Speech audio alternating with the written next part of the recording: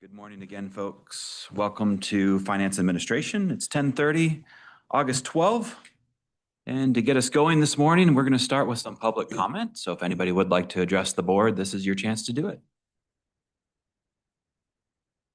Not seen any today. Mr. Chair. Oh, yes, If sir. I could, I just wanted to, for the record, I talked with one of my consultants during break, and she assured me it was 57 applicants. 57 applicants for your job. Is Ron buying lunch now? Is that how that? What are you telling these people, Gary? Oh, okay. Oh, I like it. I'll second that. Officially pull my name, Ron. Great. That was good, Ron. For the clarification on that, the number of applicants for the administrator position. At this time, I'd like to entertain a motion to approve the agenda. So moved. All in favor? Aye. And on to the consent resolutions. I'd like to a motion to approve the minutes from July 8, 2025 Finance Administration Committee meeting. So moved. Second. All in favor? Aye. Let's move on to the agenda. The first item on it is the statement of review, and the suggested motion is to approve the statement of review. Any discussion on that? So moved. Yes. Yeah, no, Mr. Dalstra. yeah, thanks. Last July, in July, we talked about the statement of review a little bit and, how I thought it looked a little bit incomplete. And I think if you look at the statement of review for this month, Commissioner Moss, is not to pick on Commissioner Moss, has a mileage for $922. And it's a good example of why I think that's incomplete. I mean, it shows a really large mileage expense, but that's only because he drove and didn't fly to DC, right? We all a lot of us went to DC in March, but we flew, right? Those flights don't show up on our vouchers. Many of the expenses that we incur don't show up on vouchers. For me, that, seems incomplete, right? I know we have a policy on, commissioner expenses. And one of the things, we're doing in appointment alignment is looking at policies as it affects that committee. And, one thing I'd like to see if we can look at that policy and make sure it's more complete, right? And I don't know if there's any, discussion on that or, any sense that we need to relook at that. It's been 2013 since we wrote it. And it only focuses on mileage, doesn't focus on any other expense that we have, right? And I think, the public kind of deserves to know what we're spending our money on as commissioners and not just mileage. That's kind of my thought. I don't know if there's any discussion on that. I agree. Commissioner Miedema. Yeah, I think it's a good point. I just think I would elaborate that there probably could be a much larger discussion on that if we bring it forward to planning and policy, because I foresee there's different things, for example, in accounts payable across department that I bet you if we went across our table here, that we don't really know where different expenses are coming from for travel Right. countywide versus just us. And so that could definitely be, I think, something that we could discuss at alignment and appointment or at a planning and policy committee. We Probably plan- planning and policy. We plan Plan it. on having planning policy. It'll be on next month. Okay. So what are you saying, that we look at the policy and expenses and mileage, or what was your point? My perspective would be that would be a great discussion to have at planning and policy, and then we can continue having this. I think So to we put could have that robust policy discussion. on planning and policy. Yes. Okay, that makes sense to me, as long as, we have a place to talk about it besides, under this item, which really doesn't fit, right? Yep. But, having a more holistic commissioner expense policy makes more sense to me, and, we can have that discussion. That'd be great. Yep. I think it'll be good to have a discussion on it. Mhm. But as far as the statement of review, I think we already had a motion and a second, correct? Mhm. So Right. Yeah, we did. Yeah. And I think we're going to go to the administrator. Because I've had the opportunity to respond to some emails in the past for explanation as far as some of the board's expenses. We do have it on our agenda, and we've had some discussions already at the policy committee, which is internal people that look at not only the employees' policy, but also the Board of Commissioners. So we fully intend to bring a policy back in draft form that the board can look at as it relates to that. And again, when we looked into that email requests that we had, it was all very explanatory. I mean, on the onset, it looked like a big question because of the places that we're going and things like that. But it was all very self-explanatory, involved a lot of various departments going to different trainings and stuff. So we'll bring that back to you in, like I said, in draft form. Thank you. Any further discussion? Commissioner Wenzel. I just had a personal question when I was reading through things because I hadn't experienced it before. As far as when we go to trainings and whatnot, are spouses paid for as well to go on those trainings? I was looking through itemized things and I just wondered how that worked, or is it? Well, that we request reimbursement for those things. Okay, all right, thank you. All right, Rachel, would you mind calling the roll? Mr. Kyers, Yes. Mr. Moss, Yes. Mr. Barry, Yes. Mr. Teeples, Yes. Mr. Zylstra, Yes. Mrs. Wenzel, Yes. Mrs. Medema, Yes. Mr. Dritzma, Yes. Mr. Bruger, Yep. Mr. Bonema, Yes. motion passes. Thank you. Number 2 is the suggested motion is to approve the general claims in the amount of $21,662,050.85 as presented by the summary report for July 1, 2025 through July 31, 2025. So moved. Support. In discussion? All right, Rachel, let's call the roll.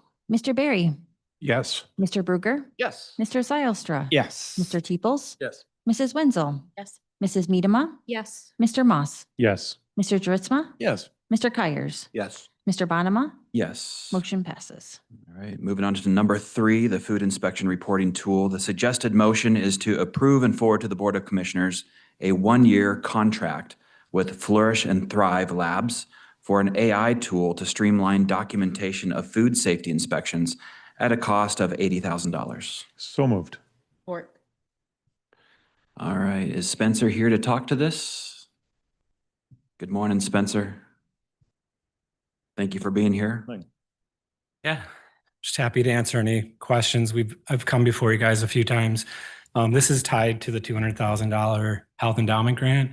So the food inspection software and this AI tool are we're bringing those two things together to kind of modernize how we do our work. And it's all paid for with that grant, and happy to answer any questions. Don't see any. All right, we'll great. go to vote. Thank Can you. I ask Oh, one? I'm sorry. Sorry.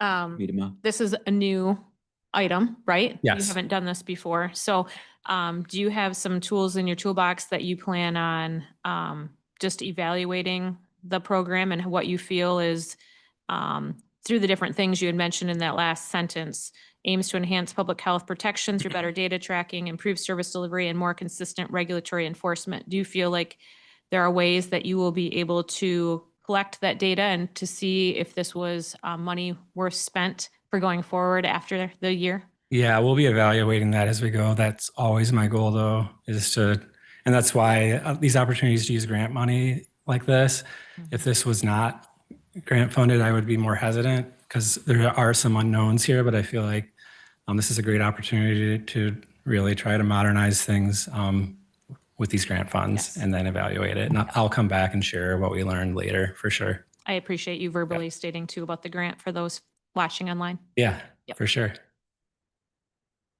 Commissioner Moss. One quick question.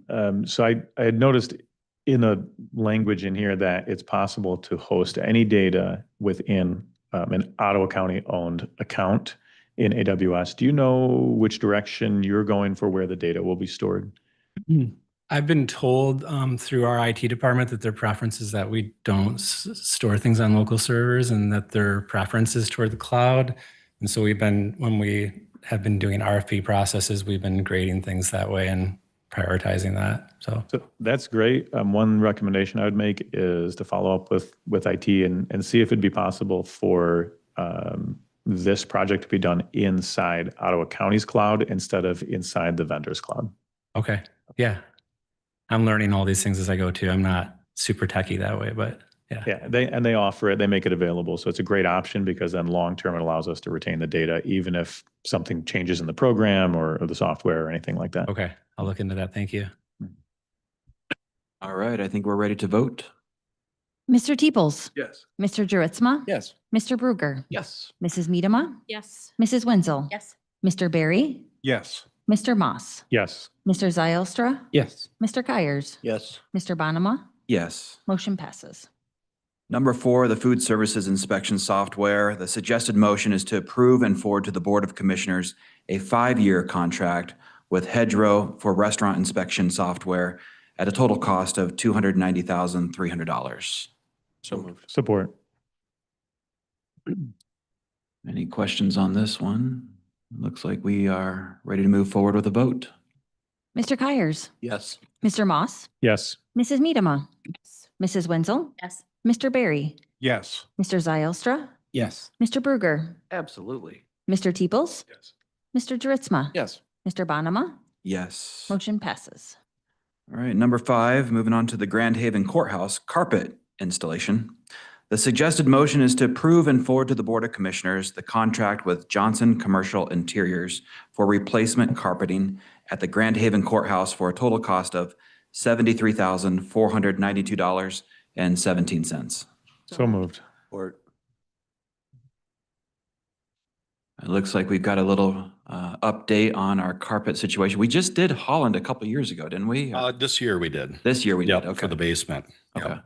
So this project will be for the Grand Haven Courthouse, finishing up the first and the second floor of the carpet. In the past 3 years, we've done the basement as well as the third floor. So we want to get this carpet in before the run is over, and then we don't have matching carpet, so. Is the carpet that's in there the original? At the No. moment, or it's been replaced? Yep. At least once. Yeah, all within the last 3 years, except for the 2 floors. So the 2 floors are original. They've been in there for 16 years. Sorry, that's what I meant. The Yeah. remaining 2 floors. Yeah. Original from the, okay. What color are we going with? It's a nice ivy pattern. Stop by the courthouse, take a look in the basement and third floor. It's a good match. Unless Very it's good. not too close to Michigan State green. No, Is very it, neutral. is it solid or is it squares? It is 24-inch squares Okay. as great. well as planking for the border. Wonderful. Yep. Very good. Knew we'd have so many questions about carpet. As long as it's squares, we're good. Too green. Mr. Bruger, Yes. Mr. Zylstra, Yes. Mr. Kyers, yes. Mr. Barry, Yes. Mr. Moss, Yes. Mr. Juritzma, Yes. Mrs. Medema, Yes. Mr. Teeples, Yes. Mrs. Wenzel, Yes. Mr. Bonema, Yes. motion passes. On to number 6, the Sheriff's Office personnel request. The suggested motion is to approve and forward to the Board of Commissioners the request from the Sheriff's Office to reclassify the Administrative Assistant U7 position to an Executive Assistant UII or a U11, G11 Mhm. position at a cost of $21,168.42. So moved. I see the sheriff with us this morning. Welcome. Good morning. Good morning. Yeah, we have kind of a unique situation in that my executive assistant or my administrative assistant has indicated that she will be leaving this fall and will be leaving the country this fall, which makes any type of onboarding a new person a little bit more time sensitive. That position has kind of evolved over the course of my career from kind of the do everything position that it was under Lisa Wilcox, where she was training in uniforms, but now it's become more of an executive kind of almost a chief of staff position. They're dealing with licensing at the state. They're dealing with a lot of our internal matters, our onboarding, our hiring, our promotional process, our confidential personnel files. And so we were going through the process with our wage study, which I would sit back and wait for, but I have to post it before that would be implemented so that I can go through the hiring process, go through the background process that we require across the hall there, so that they can be there for at least 2 weeks with my outgoing, so that they can learn that position. So I guess we're short-circuiting the process a little bit. And so we understand that there might be some more additional stuff that happens with the wage study if that's adjusted or that position's adjusted. But we're just looking for this reclassification so that I can get the type of person that has those skill sets. The current wage scale it is now, there are a couple of internal candidates that we were looking at and a couple external candidates, all of whom it would be a pay cut for. So it's a bit of an issue for me. What is the total amount together with this included if this would pass? I'm sorry, the total amount, what's the wage? Yeah, if you What's add this the 11 or what? 20,000 to it, what does the total pay end up being? I think it ends at, I think tops out in somewhere in the high 80s, I want to say. Okay. 88. It should be on that request form. I apologize. And again, what's nice is that it won't be, I'm not looking for additional funds this budget year because the actual hiring will happen after October. But I need to be able to post it and I need to be able to advertise what it's posted at. That's the reason I have to short circuit the process.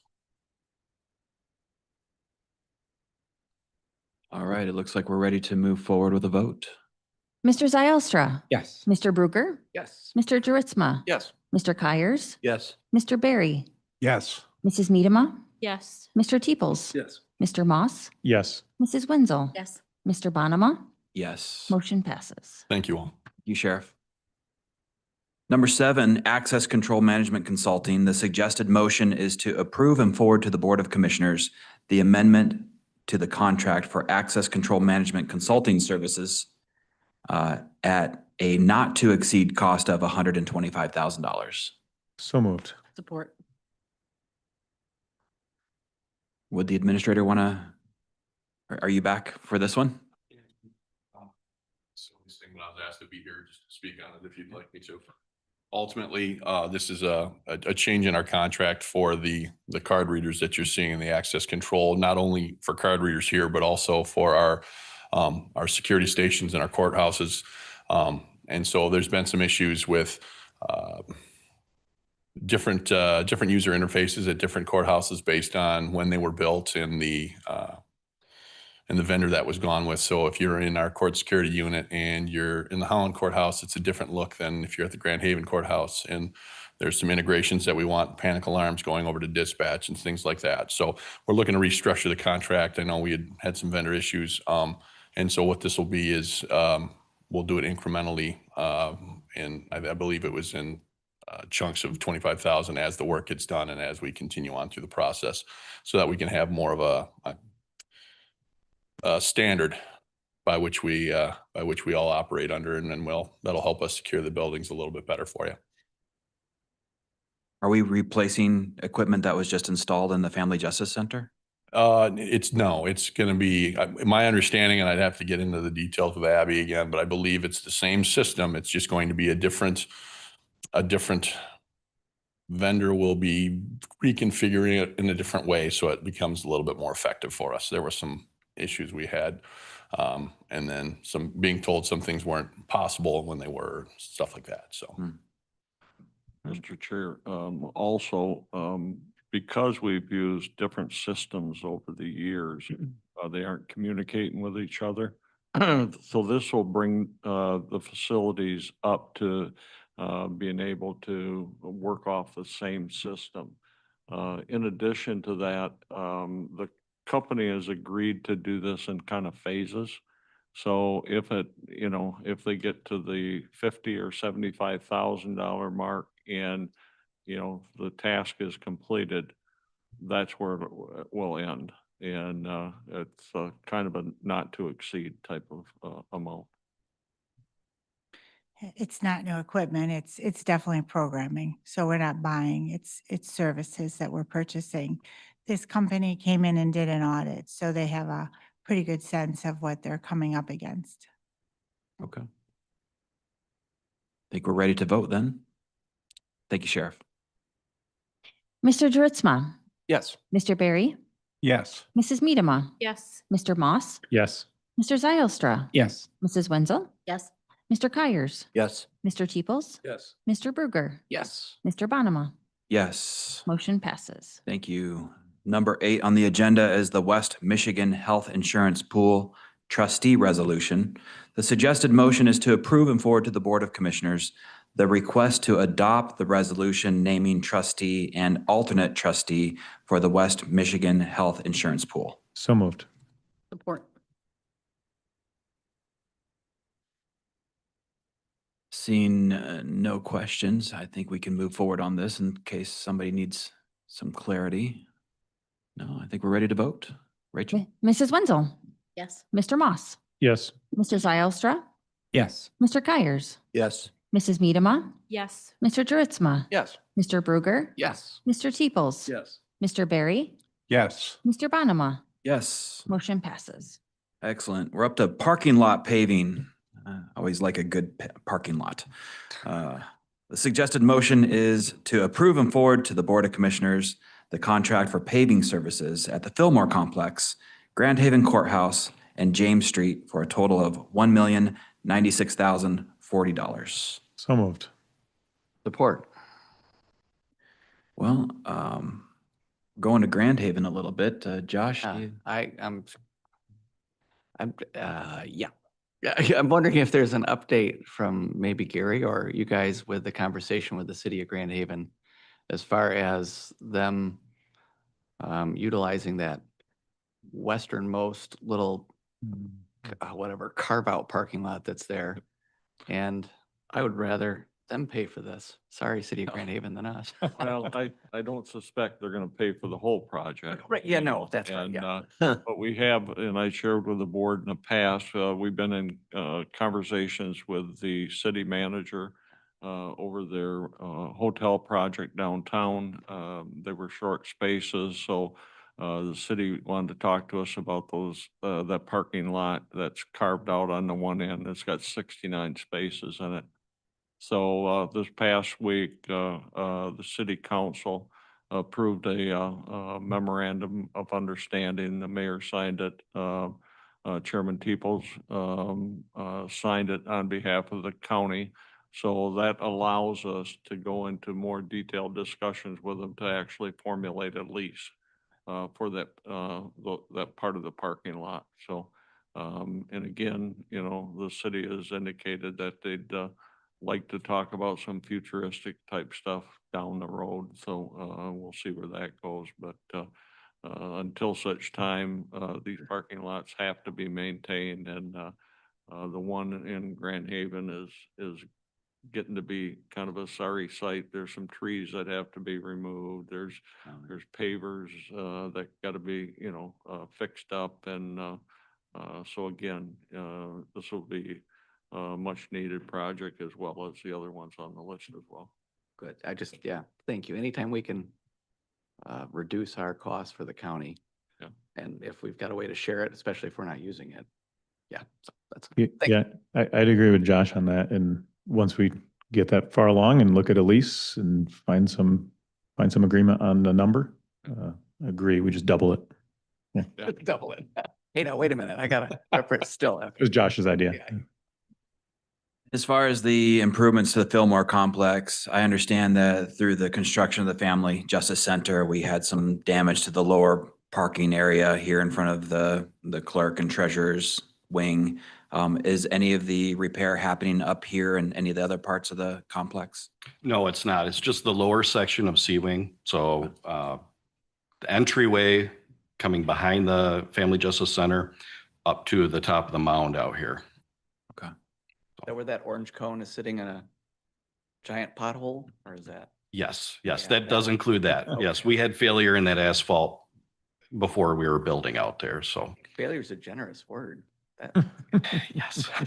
Well, Opportunity. these lots are 20 to 35 years old, so we've got our use out of them. fair enough. Yep. All right, maintenance. Rachel? Mr. Kyers, Yes. Mr. Moss, Yes. Mr. Barry, Yes. Mr. Teeples, Yes. Mr. Zylstra, Yes. Mrs. Wenzel, Yes. Mrs. Miedema, Yes. Mr. Druitzma, Yes. Mr. Bruger, Yes. Mr. Bonema. Yes. Motion passes. Thank you for that. All right, on to number 10, the Dell Memorandum of Understanding. The suggested motion is to approve and forward to the Board of Commissioners the Memorandum of Understanding with Dell Marketing LP for the purchase of end-user computing products. So moved. Support. And I did not have my packet printed up, but is there a dollar amount that we're referring to here on this one? Mhm. Here we go. Some savings. We're going to get money back? Well, no, but definite savings. All right. Go ahead. if This you- would allow us to purchase Dell equipment just like we purchase HP equipment today through a state term. There is no dollar amount associated with it, but if we extrapolate what we had planned to replace, in the next fiscal year, it's about an $80,000 difference between what we're buying from HP and what we can get from Dell. It's good news. Helps pay for the parking lot. So that Josh doesn't fall in the Well, the hole. lease is cheaper now. Okay, all right, yeah, there we go. That one. Very good. I don't see any other questions, but thanks for clarifying that. Rachel? Mr. Barry, Yes. Mr. Bruger, Yes. Mr. Zylstra, Yes. Mr. Teeples, Yes. Mrs. Wenzel, Yes. Mrs. Medema, Yes. Mr. Moss, Yes. Mr. Juritzma, Yes. Mr. Kyers, Yes. Mr. Bonema, Yes. motion passes. Number 11, AT&T Internet and IP Flex Service. The suggested motion is to approve and forward to the Board of Commissioners the contract with AT&T for AT&T dedicated Internet and IP Flex Service for 3 years at a total cost of $85,068. So moved. Support. We got John? All right. Thanks for coming, John. Good morning. Good morning. Basically to replace an existing service that we have. It's used for all of our voice traffic in and out. It's a dedicated internet service just for that. The type of traffic that it is extremely sensitive, so it works best on a dedicated service. AT&T indicated to us that they're planning to drastically raise the price of the service we're currently using, and indicated that we should move over to this service. We've confirmed it with all of our with a contractor we work with closely for the phone stuff. He gave the green light on it. And we're expecting it's very minor savings, maybe $100 a month. But there's a little bit of savings in there too. So. Always like savings. All right, if that's it. Thank you, Rachel. Mr. Teeples, Yes. Mr. Juritzma, Yes. Mr. Bruger, Yes. Mrs. Medema, Yes. Mrs. Wenzel, Yes. Mr. Barry, Yes. Mr. Moss, Yes. Mr. Zylstra, Yes. Mr. Kyers. Yes. Mr. Bonema, Yes. motion passes. Yeah. That concludes our action items. We're going to move on to our discussion item of the day, and that's the Nope. fiscal. Don't we still have item 12? Oh, the budget adjustments. Yeah, thank you. I did. Optimistic. Well, let's do it. Number 12, FY 2025 budget adjustments. The suggested motion is to approve and forward to the Board of Commissioners the FY 2025 budget adjustments per the attached schedule. So moved. Support. Let's vote. Just a quick question. Oh, yeah, please. No, Commissioner Zylstra. Administrator Rosen, just that last one about the 91,000 use of contingency support remaining needs of administration following expenses related to employee separations. Well, there's a little explanation to that. It's not that Ron and I have overspent. What we did is, the agreement with the severance packages, that the former board had approved, came out at, FY 25, Mhm. the administrator's budget. Okay. So that, kind of put us in a hole. And so we need additional 91,000 put back Okay. into that. So, So that was related to the separations at the end of 2024. Is that what you're saying? yes. Thank you. Appreciate that. All right. Rachel. Mr. Kyers, Yes. Mr. Moss, Yes. Mrs. Medema, Yes. Mrs. Wenzel, Yes. Mr. Barry, Yes. Mr. Zylstra, Yes. Mr. Bruger, Yes. Mr. Teeples, Yes. Mr. Dritzma, Yes. Mr. Bonema, Yes. motion passes. Great, thank you. Now we'll move on to our discussion item today, the fiscal year 2026 operating budget and the capital improvement plan. Who would like to kick us off? Gary. How about Gary, do you want to get us started? Well, you know, it is what it is. I think, Karen did a great job on explaining it. Some of the highlights in it and the capital improvement fund, last week. I fielded some questions over the course of the, last few days and, I think, again, those explanations were given in detail. I know Karen's dealt with some questions as well. And again,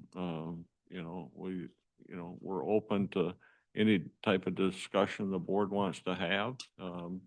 It's we're an expensive operation. But I think when you look at the amount of service that's provided and,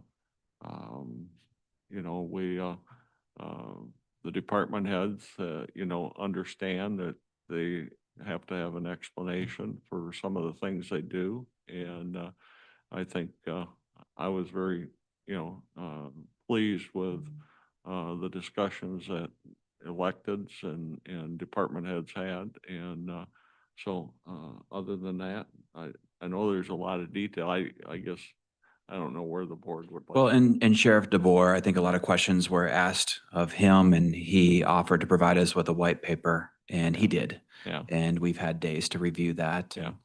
And, Well, maybe some commissioners have connected with him offline. Well, and again, even like some of those suggestions, I think as you prepare for, FY 27, Mhm. those projects may or may not surface depending on, the direction that the new administrator wants to take the electeds. And,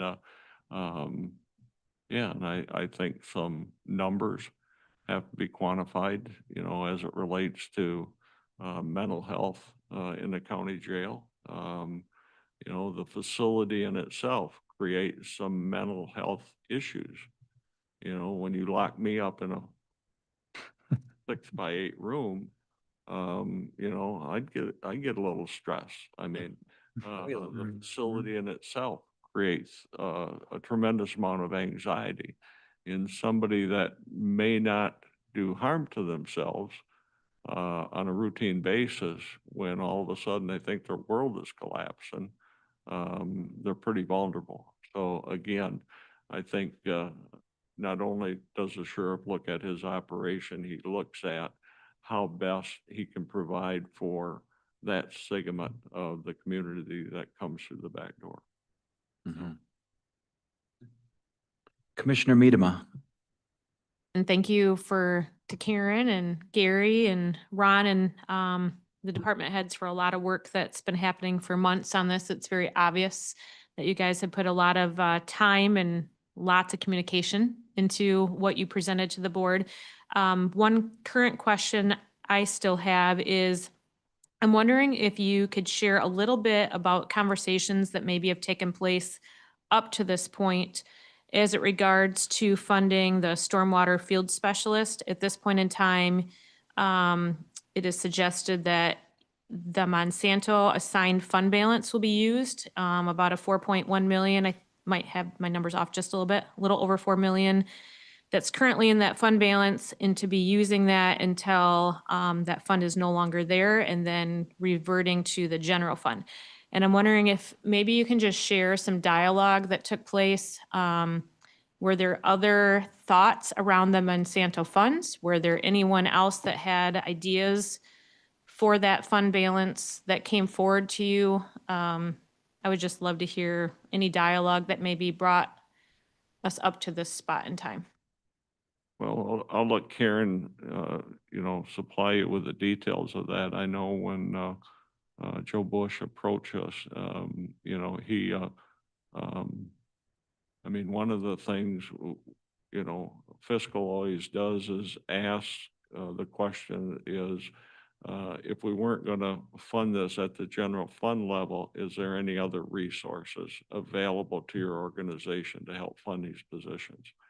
And so Karen can probably explain that a lot better than I can. But, you know, I think Joe did a great job of explaining the need for more staff in his office. I think as we've had some discussions about drains and everything, I know a lot more today about drains and the network of drains in the county than I ever thought I'd know. Because, you know, Joe's passionate about it, our communities are passionate about it. Yeah. And so again, to utilize those types of dollars to help fund, you know, staff that's going to do that type of work. Yeah, I'm not concerned, just so you know, about the request for a stormwater field specialist. I think that from my perspective, that probably is a need.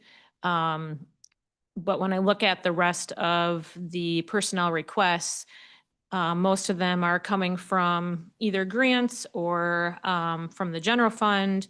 And so the Monsanto dollars did not have any discretionary use of how they were to be spent. They could be utilized anyway across the county, not even necessarily in Joe's department. And so I'm just wondering how that decision came to this point and what the thought process is, because I think that's a very important piece that this board is given into consideration. So I think, and I'm trying to pull it up. I don't think, I won't have the data statistics, but I think that's a unique position. And I think it was probably even, not even Joe's recommendation. So it wasn't Joe necessarily bringing forward that funding for that position. It was that position just in what it does, and the fact that the growth, as he described it, it was related to the growth in the MS4 permits. And do not ask me what some of these are. Because he manages that data and exactly what that does. And when they go out and they look at all of those drains and they report to the state, and he gave us the statistics and just the number of reporting that they're doing to the state that he was responding to, that made that to initiate this type of request. And then it was actually, I think it was actually Gary and I who had talked about using that funding for this position because of, generally speaking, we wouldn't know, as you know, like with grants, it's something we talk about, like a longer term, we wouldn't use a short-term grant to fund a position, or we're concerned, right? But I think we felt more comfortable just given the size of that and some time to respond. So, because normally that wouldn't be our choice. So, I think it was a choice that we had made and not necessarily the department necessarily. They just submitted the need. So, and I think that position itself, we just felt was a little unique. And while, yes, maybe, you know, there may be some discussion about those funds, we just felt like it fit no matter how you felt about it. So, so that was probably more from our perspective. And so the note is in the personnel request as a protection, more or less because we would have funded the position either way. So I don't want to tie it to, because there's a grant policy that's, that would require a department to bring a position back if you lose a grant. We funded this position, in spite of. Okay. It wasn't funded because of the Monsanto. Okay, so there, let's just say that those Monsanto dollars at some point wanted to be used in other ways, the money is still there to fund this position from general fund. Yes. Okay, I appreciate that. Thank you. Commissioner Moss. Yeah, I'd just like to add on to that comment and that discussion and just say, I really like the thought process that you guys went through. And I think that there's really good logic behind it. So I just want to say thanks. All right, Commissioner Zalstra. Yeah, so thanks, I appreciate that. So Karen and I had a good discussion yesterday. I really appreciate your time. You know, it's kind of ties into my previous point about commissioner expenses and how we do that. Appreciate the information you gave me about how we do our travel, how we do our event attendance, how we do our mileage. You know, right now it's all pooled, right? But commissioners have different priorities. I may want to go table an event at Juneteenth. Commissioner Moss may want to go to a White House event, and that's great. But I just want to kind of talk about the idea of whatever money that we spend as a board on our discretionary expenses, that kind of be separated out, right? Because it's each of us our own budget tied into, you know, making sure that's public, making sure all the money we spend is public, but then have a cap for each individual commissioner. I know we go to NACO and talk to different commissioners. Most counties say, okay, here's your budget for your office as a commissioner. Report it, make it public, but here's your budget. I haven't seen too many counties where it's like, y'all spend the same money, right? And it kind of makes sure that we can, as individual commissioners, have the resources to do what we think is best for our residents and for our constituents. And I see Joe nodding his head, and maybe you have a thought on that. No thoughts. It's just interesting. I haven't heard anybody bring this up before, and so I'm just listening. Okay. I do appreciate your comments about making things transparent and public. Yeah, and I guess this ties into it because, you know, if we're gonna have an individual budget, whatever that's 2,000, 3,000, whatever that number is, and maybe the chair and vice chair have a, you know, bit different amounts, that would have to be public, right? You know, at least from my point of view, right?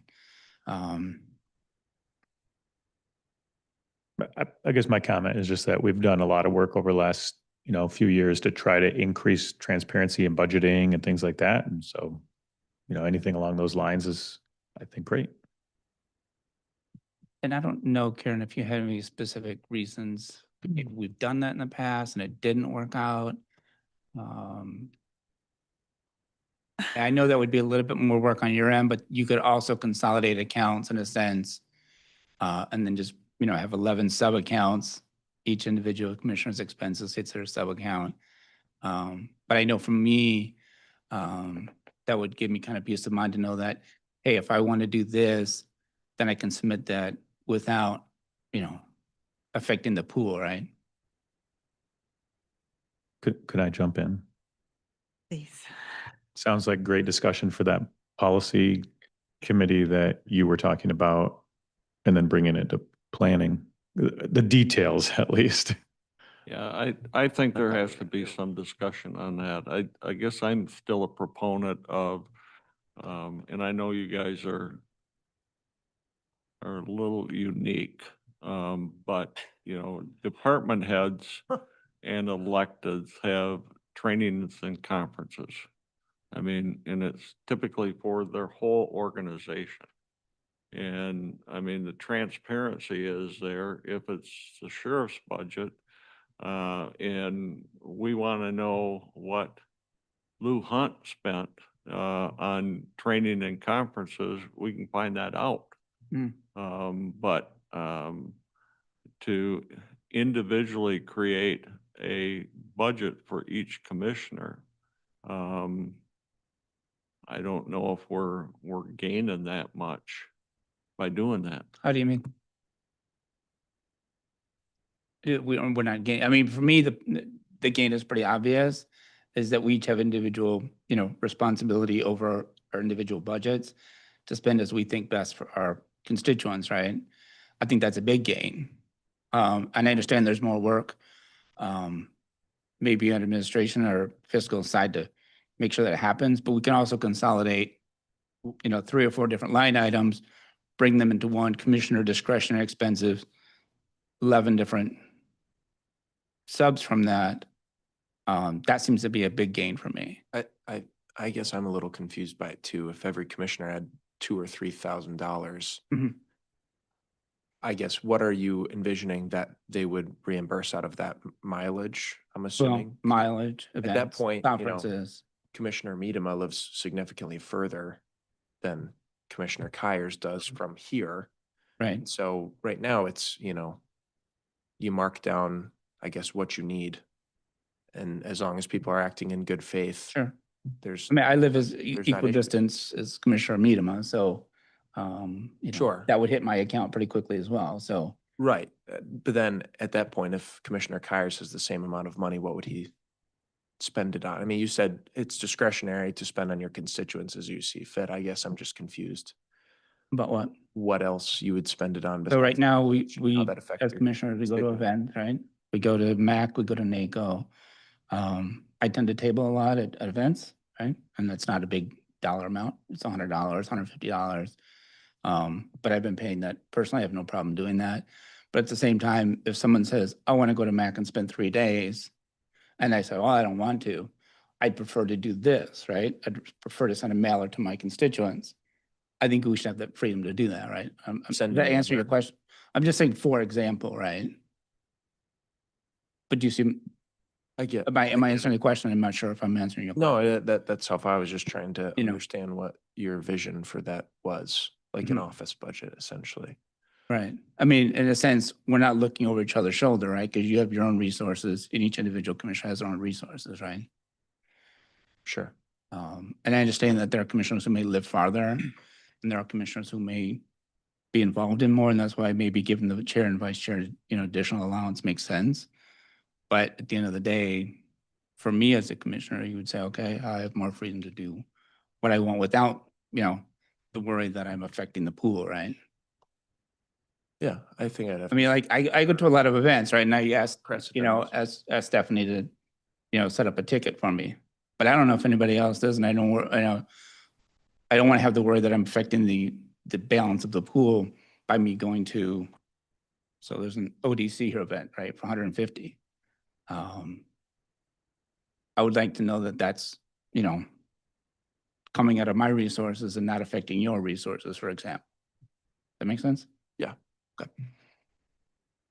It's my thoughts on it, Doug, and I appreciate it, but until we get to planning and policy and have a discussion on changing the policy or creating a policy, I feel like this is a cart before the horse, and I won't be able to. No, I said they go together, obviously. That's why I brought them both, and that's why it ties into that. Obviously, you need to have a holistic policy on commissioner expenses in order to do it, but we can bring them up at the same time and, see where we go from there. Commissioner Teeples. Yeah, I'd like to first commend both of you for bringing this budget forward.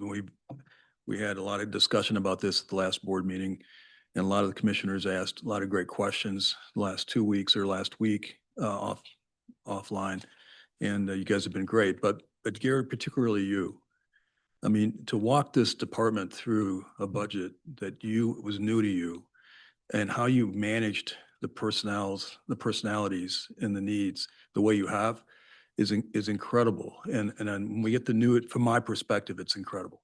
And when the new administrator comes in, I would hope that maybe you'd be available next year to kind of come in, and if you're available and willing to kind of help, because you brought so much credibility to this process. And I just wanted to personally thank you for that, because it's amazing to watch what you've done and how you've been able to build a team around your new department heads the way you have in just a short time.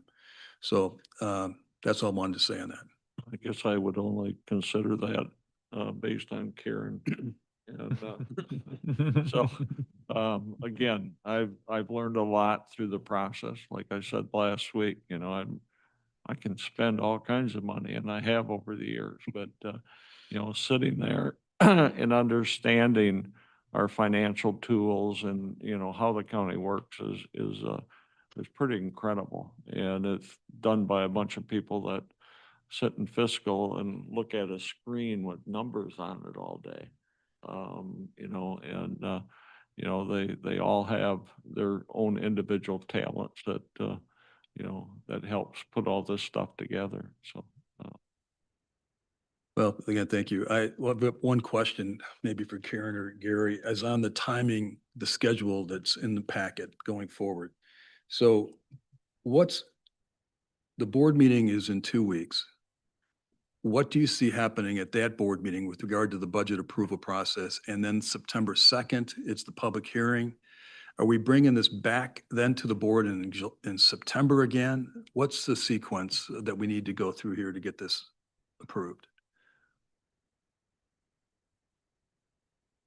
So in 2 weeks, it would be the capital improvement plan would be on the board agenda. So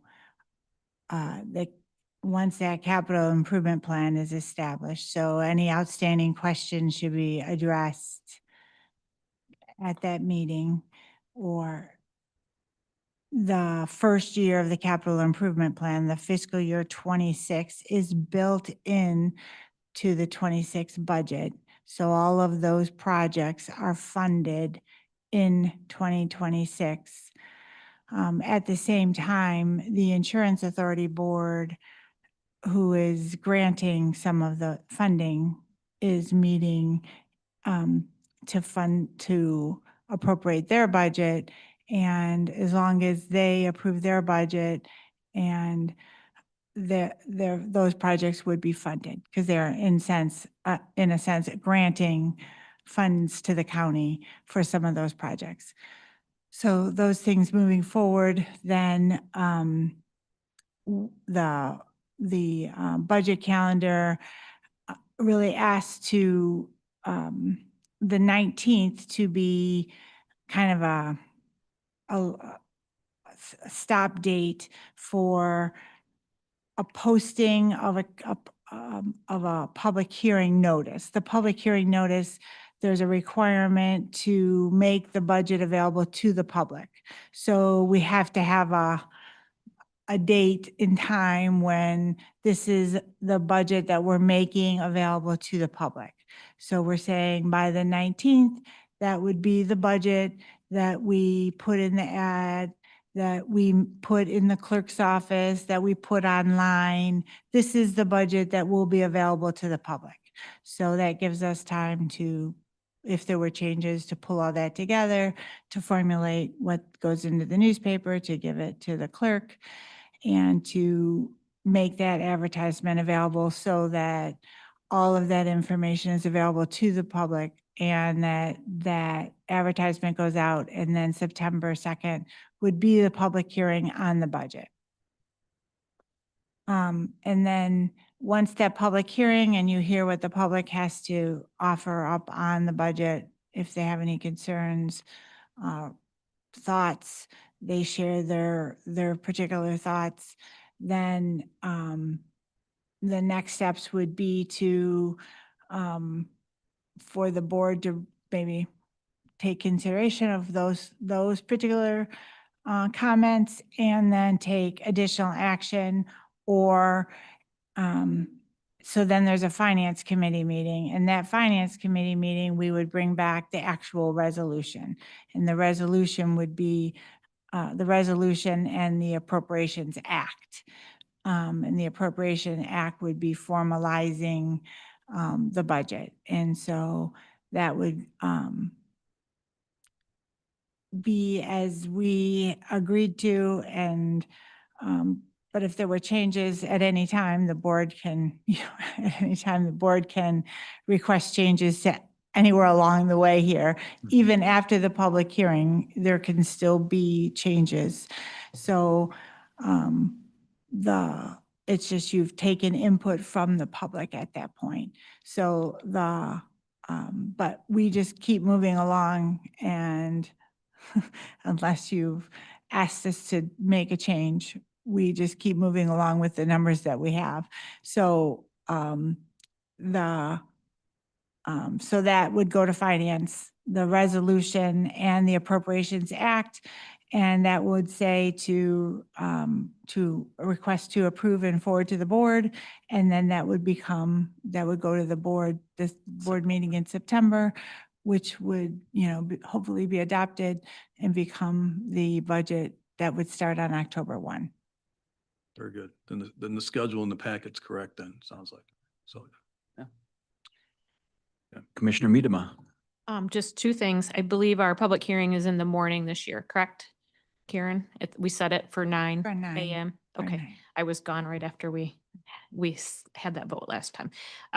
Just maybe one suggestion for in a future year. I wonder if that would be something we would want to consider a second evening meeting. I do notice that our attendance does tend to be increased in our evening meetings and more may be available to provide verbal input. So just something to consider for the future. I realize this year we have already set it for the morning.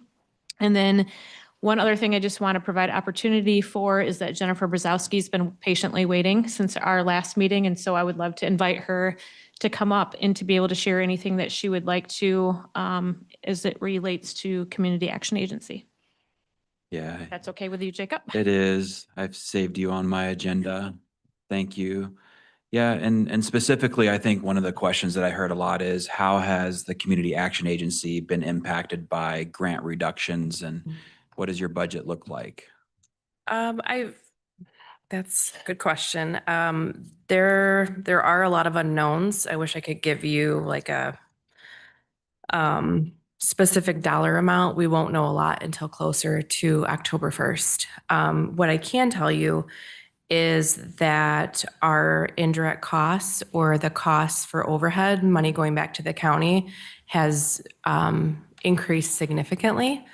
I don't know about you all, but I'm very visual. So I brought a couple of charts that our budget audit analyst kindly put together.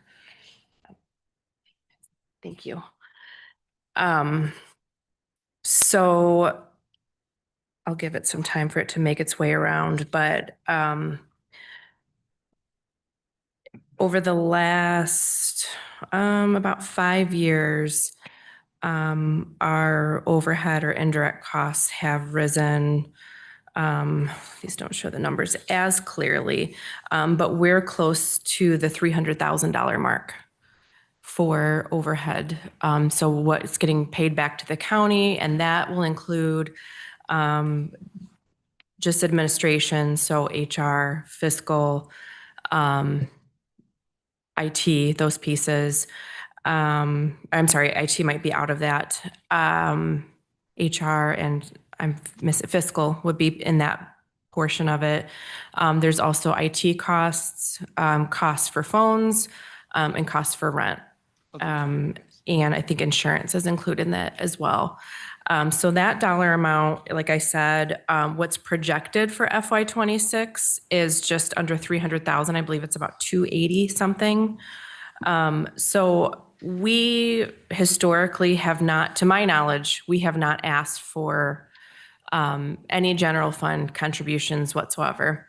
A majority of the overhead that we pay back to the county to be here is coming out of our community services block grant.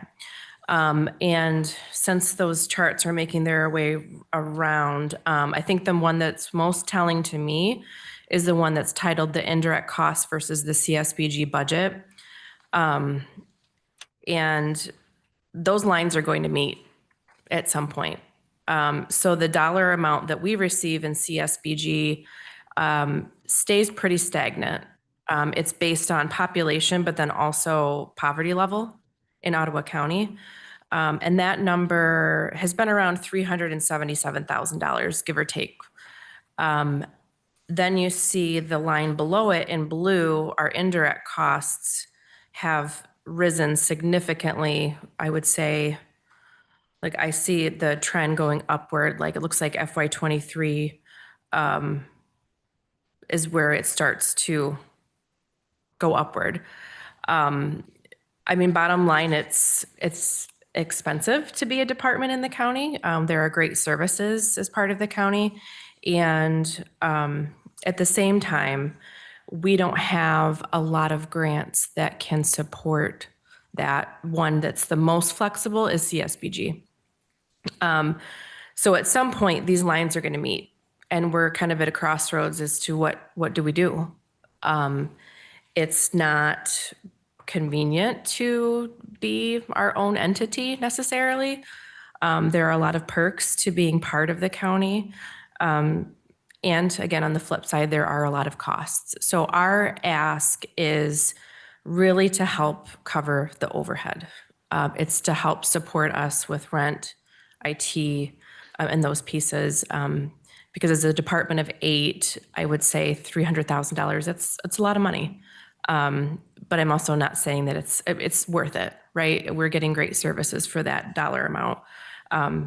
So that, I mean, those are the things that stood out to me. I think looking at the charts was very helpful. Something else that I think is important to know is the indirect cost trends. So just because we're budgeting, and Karen can jump in if I'm misspeaking at all, just because one amount is budgeted doesn't mean that's what we stay at. So for indirect costs, for example, the FY25 budget, I believe was budgeted a little higher, and that amount went down. But then there are years where it's budgeted as less and then it goes up. So there's some fluctuation there, but we can't control that.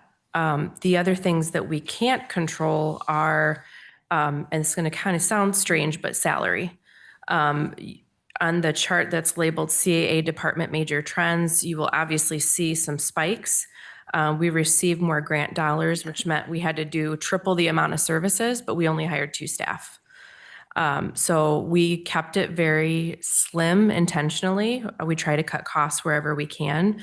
But there are things that are completely out of our control. What we pay in salary is not something that I determine. It's something the board determines in HR. When we do wage studies, we're impacted by that. When they're, cost of living raises or any of those pieces are outside of our control. So it's difficult to be able to control those costs without having some other support when we don't know what overhead's going to be, when we don't know, what different pieces will look like salaries and those things. I'll pause though, because I know there are questions, but I at least wanted to start with those graphs. I think they're very telling. It is, and I can see that we're okay now, but that's no guarantee for 2027 maybe, so it's good that we're getting this on our radar to, keep aware of your situation. Sure. And, I'm a firm supporter of making sure that we provide stability in our community, and we need to make sure that we can when we're given an opportunity to. So, any questions from other commissioners as you're pouring through these graphs, which are very helpful. Thank you. Not seeing Commissioner Teeples. So if I heard you correctly. Sure. For fiscal year 26, you may not need the money that we're budgeting, but it's there in case it is. Correct. And it's going to be a budget. We're going to look at this year to year because we don't know the trend yet, right? Or what your needs are yet, but we can see the trend. I mean, we can see that. But you may not actually need it, even though it's in our budget for this particular year. That's correct. Yeah, and Karen, I know Karen and I talked at great length about this. If more money is coming in and we're in a better spot, that 280 ask, I'm drawing a blank on the dollar amount, that's not necessarily guaranteed. So from my understanding, I don't know if it's quarterly or at the end of the fiscal year, that kind of gets balanced out. And what we don't use, it's not just sitting in an account of ours. It's going to be the county's dollars. But Karen, please, if I misspoke, was that accurate? That was the change in the fund balance policy we made last year, so that this is unrestricted, really general fund dollars. So if it isn't used just like any other that the general fund contributes, it would come back. So it's there, and it's not the first dollar used. It's the last. Obviously, we would use the grant funds first before we would use the general fund dollars. Commissioner Moss? Are any of the changes and recent changes to programs, whether it's Holland or Zealand or other things, how is that impacting your team and your budget? Sure. Or is it? It's hard to say because it hasn't rolled out yet. It won't hit for Holland. That won't hit until September 1st. And I honestly just got notification while I was on vacation last week. So not positive on the dollar amounts there. I mean, optimistically, I would say that it might even things out. It might put us further ahead, especially with having a really great partnership with Zealand. And like we were talking about expanding that home energy 101 throughout the county. I think that would help us tremendously. Something else that I didn't mention before that we're doing is we recruited some volunteers to do some of that because a lot of that education is something that the layperson can do. So you don't necessarily have to be an energy auditor to do Home Energy 101. So we're shifting to having volunteers do that so that what we're getting paid is coming to us to offset some of our costs. So I think it's important to say that we're obviously not taking all of these budget issues lying down. I mean, we're being very active and trying to find ways to up our fee for service program so that we're not completely reliant on grants and in this case, general funds. Great, thank you. One other question I have, and I'm not sure how to word it, so I'll just do my best. I guess just broadly, how much weatherization work does your team do? Yeah. I'm going to cheat and look at my annual report that I gave last month because I don't know that number off the top of my head. I feel like there was like an 800 number or something, but. Well, dollar wise, that amount differs, but we weatherized, let's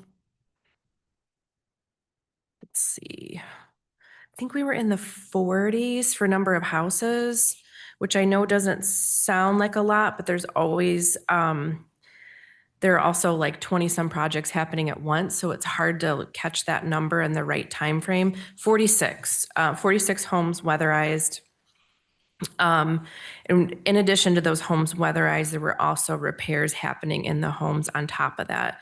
And the average cost for that is, which we're forced to keep at a certain dollar amount, was $85.50, so $8,550. So I guess my follow-up question is, and I don't want it to sound insensitive or anything, I'm just very curious. Sure. If 3 or 4 of the personnel on your staff are doing weatherization, or at least that's my understanding, is it really that many? Is it really like 10 projects per year that people are doing, or are they doing other things in addition to I see what you're saying. weatherization, inspection, and program coordination, and things like that? I will say on our team, we're all doing all the programs.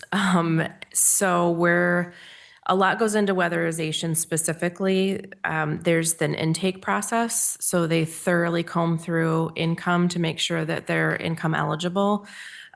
There's also like little pieces come in with, like, even though we have a fiscal person outside of our team, we have somebody internally that's helping with those budgets to make sure that we're not going over budget.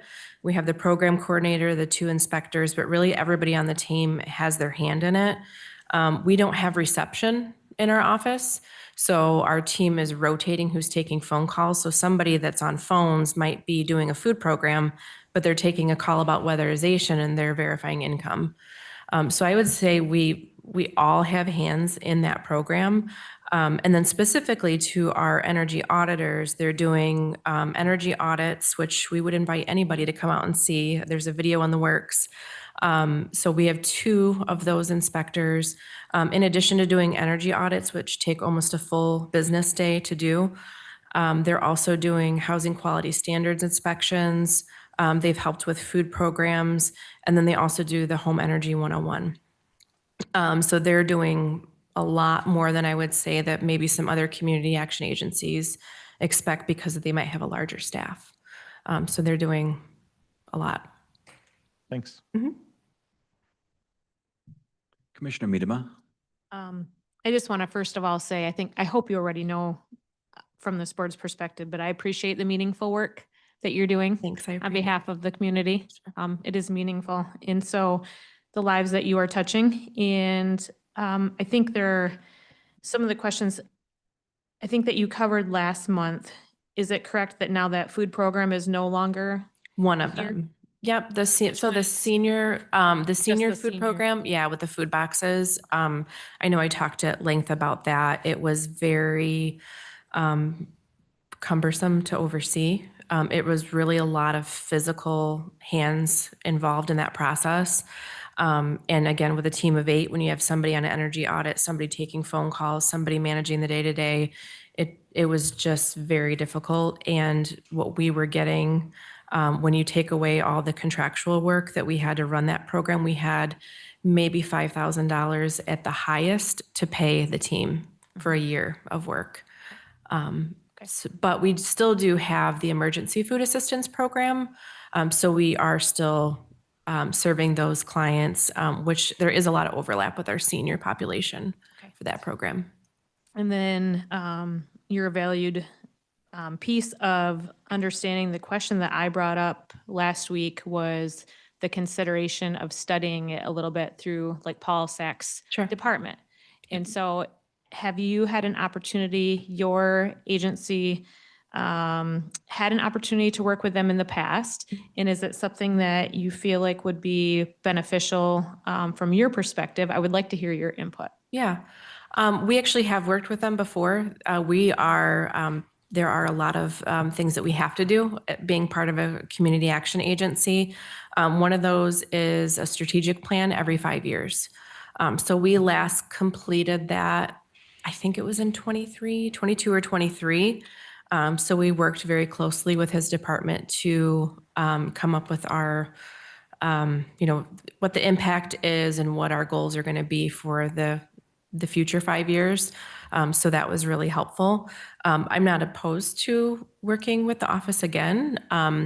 Maybe, I guess my question back to you or to the board, I'm curious if there's anything in particular that you're looking for that we could provide that maybe wasn't in the annual report or other data, because we do have a lot of data that also comes at our advisory board meetings as well. For me personally, I can just speak for me, and I don't know if others have anything right now, but it would be, I'm still trying to understand sometimes when we have pieces of sharing from different departments that come to share, understanding the overlaps that are provided, trying to understand, like you cover here, but then we hear about similar services from others, and where that work is covered in nonprofits, for example. And you had mentioned, some positives with working with the county and also some real concerns financially, right? Just some different things that you have to take into consideration, and then that this board also has. So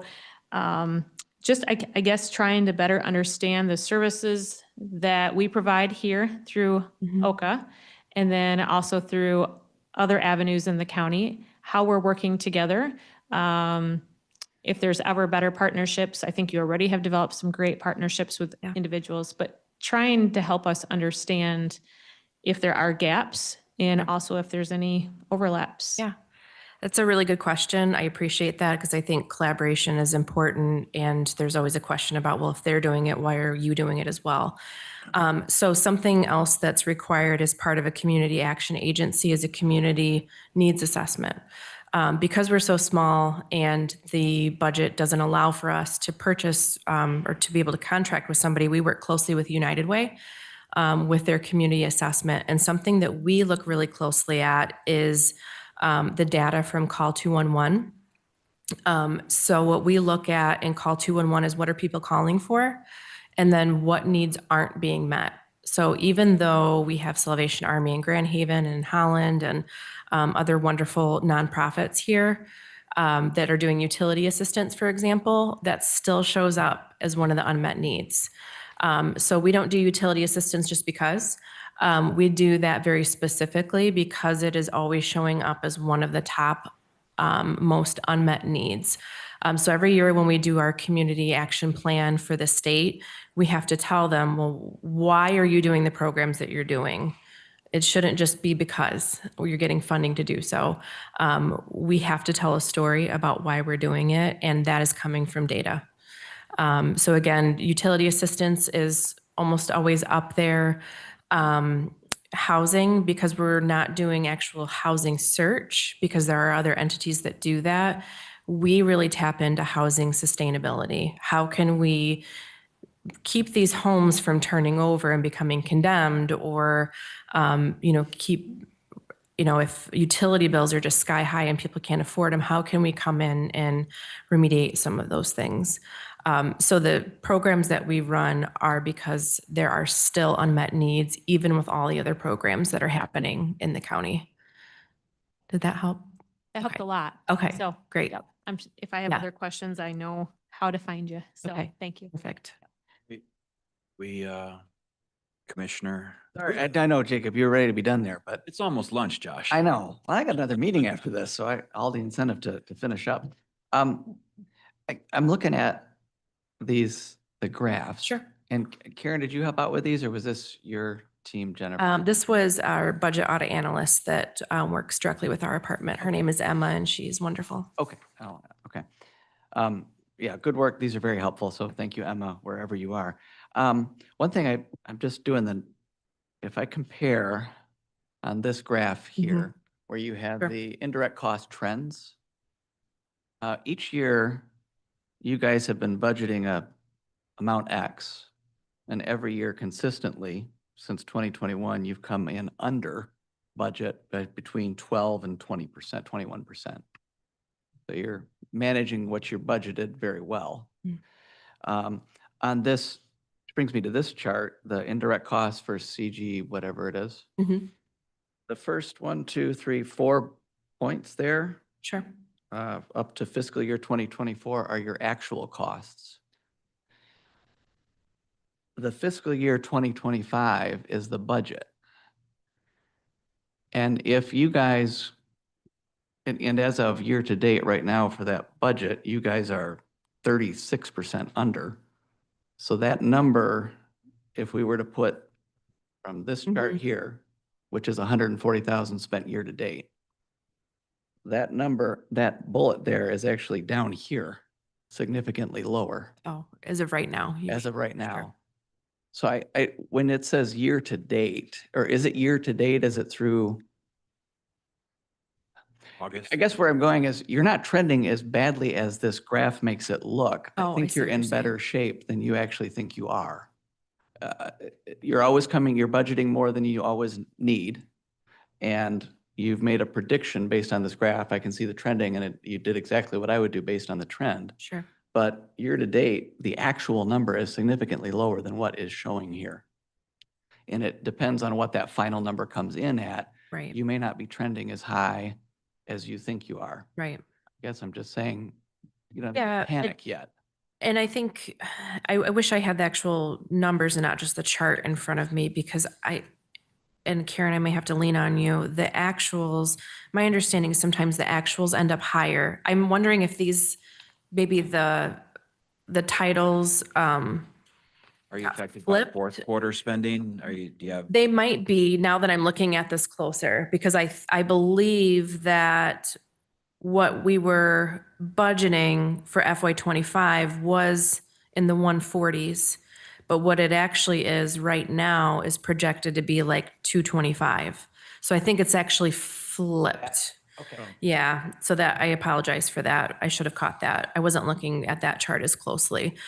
So If indirect. those are reversed, then you're budgeting X, but you're coming in over 12% each year. Is that what you're seeing, Yeah. Karen? I've not seen the bar graph. This one I can tell you because Emma's in fiscal. So this one is, so indirect costs are,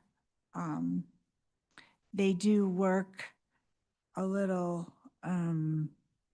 they work on these will be actuals. I mean, we will bill those amounts. she will be charged the indirect charges as they're budgeted.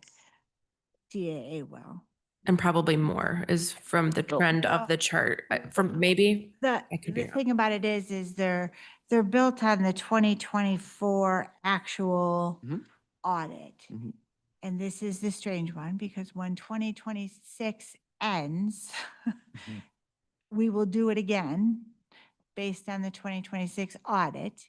So, and then we will compare what we charged, what she should have, then we'll take a look at the whole county again. We'll spread those costs again. And, Just look back. and it'll be a look back. Yep. And they'll say, oh, we overcharged, we undercharged. And so let's say instead of 8, she has 7 people. And then it'll be adjusted. She might get a credit. So her 2028 charge will look like it goes down because she gets this credit. Mhm.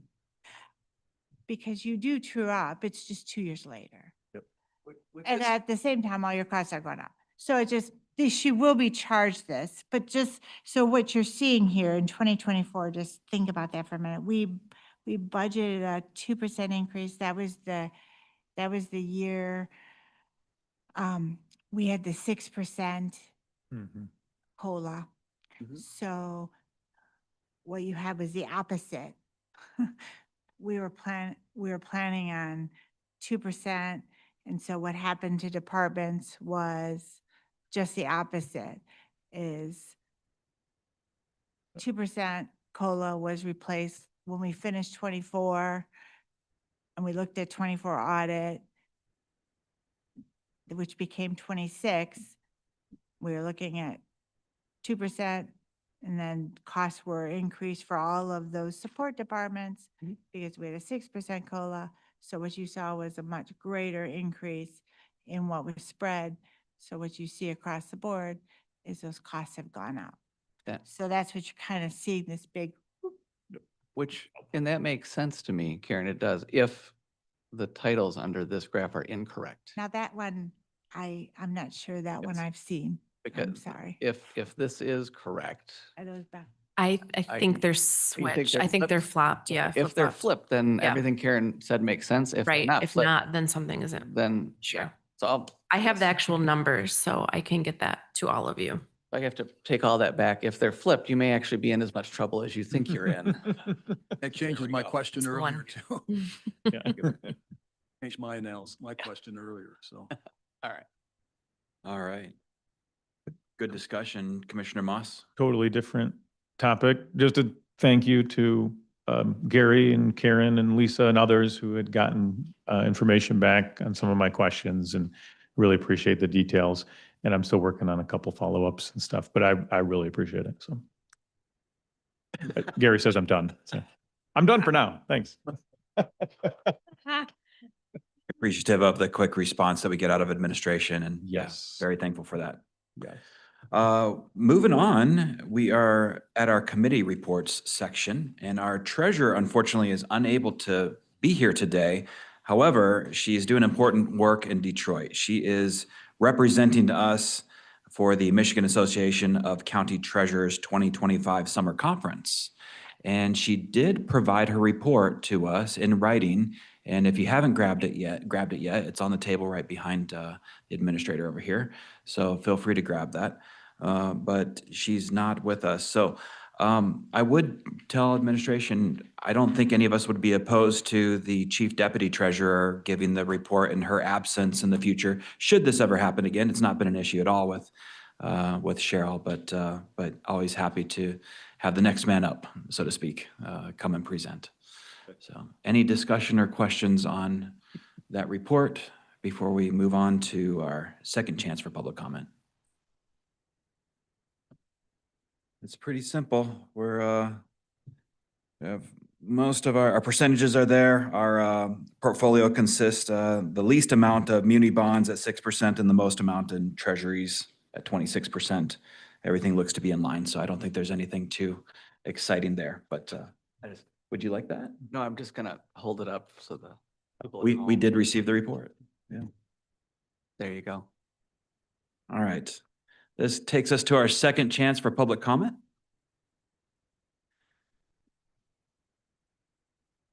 Ms. Patrick, welcome. Good morning, Commissioners. Becky Patrick, Allendale. Two brief comments. One is I appreciated listening to Ms. Brzezowski this morning and her outline of her programs and the difficult choices maybe that are looming in front of the budget, her budget and many other people's budget. And the one thing I wanted to throw out and offer to you is that I know you're going to be doing some strategic planning when you get a new administrator in place, and I understand the reason for that. But the other thing that I think is complicating your strategic planning whenever you do it is the fact that you don't have a state budget yet. You don't know what the federal budget's going to look like. You don't know when you're going to get a state budget. It could be vastly delayed from when it normally is. And so I guess I would encourage you to start thinking about, in the absence of strategic planning, maybe some what-if scenarios, because those probably are likely to materialize in the near future. So that's one thing I wanted to offer. And then the other thing is, I appreciated your discussion around the idea of some transparency around commissioner expenses. And I just want to remind you, there is still quite a bit of public interest in that. Some of you are not online as much as others of us, but I can testify to the fact that there is still quite a bit of public interest in that. So appreciate your attention to that. Thank you.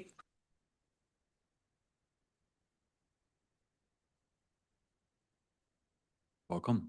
Hi, Chantal Martineau, Park Township. And I also wanted to comment about the discussion on commissioner expenses and reiterate that, yes, there is indeed a lot of public interest in that. And I find it very strange that commissioners are required, or I don't know if it's a requirement, but that they are allowed to submit mileage for reimbursement, but that no other method of travel is included in that way of reporting travel expenses. It seems very strange that if you choose to drive to Washington, D.C. to an event that you're invited to, that you submit mileage, but if you had flown to Washington, D.C., that would not show up on the report. So I encourage you to have a wide-ranging and thorough discussion of how these expenses are reported. I mean, obviously, there are other travel expenses, food, lodging, and there are many different ways that you could structure commissioner expenses. Commissioner Zylstra suggested a budget. I think you might look at the way employees have, I know they have, some of them have personal credit cards that they use that are then submitted those reports. But I think you could also break things down by type of expense, like travel expenses could be reported one way, other expenses such as tabling, mailings, outreach, you know, whatever it is that you do could fall into a different category. But I look forward to hearing more about this. Thank you. Good comments. Yeah, just my thoughts on the state budget. I have reached out to our state legislators, some of them, and the word that I'm getting back is that they're very aware of how that affects us locally. And they are optimistic that we will have a budget sooner rather than later. So happy to hear that report. So I thought I'd pass that on. With nothing further, I will adjourn us. Thank you. We'll do appointment and alignment at 12:10, 10-minute break. Thing I didn't make too serious about that.